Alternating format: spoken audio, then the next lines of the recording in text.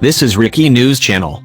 I'm James Menendez. Our top stories. An opposite the editorial page in one of Britain's largest newspapers has taken aim at Joe Biden, calling the 78-year-old president exhausted and too old to do the job. Biden has faced a barrage of media criticism over the U.S. withdrawal from Afghanistan and the harrowing scenes at Kabul airport, but few have focused on the president's age. The Daily Telegraph's America editorial writer Tim Stanley, a conservative commentator, took aim at the president over his handling of the U.S. withdrawal of troops from Afghanistan and claimed he lacked the necessary acuity to be commander-in-chief. The column, published on Monday, repeated several Republican attack lines against the president.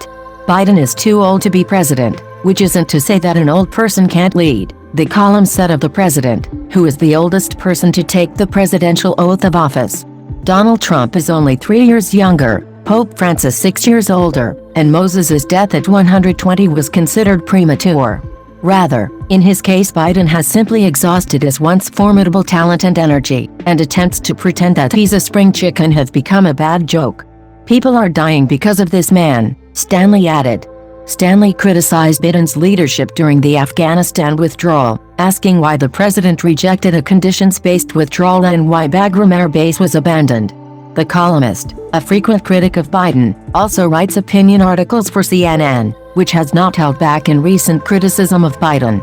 Stanley ran for the UK Parliament with the centre-left Labour Party in 2005, but switched to the Conservatives in 2017.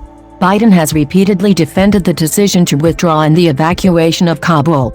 On Friday, Biden insisted the U.S.-led operation had made significant progress, with nearly 6,000 American troops evacuating 5,700 Americans, Afghans, and others on Thursday. "Any American who wants to come home, we will get you home," Biden said at the White House.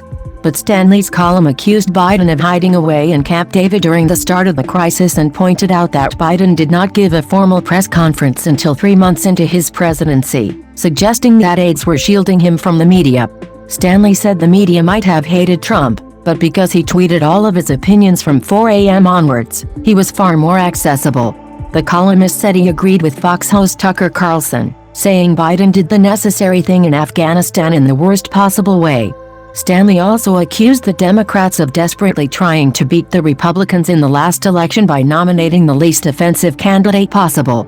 It is not the first time someone has criticized the president over his age, with Donald Trump consistently attacking Biden by calling him Sleepy Joe.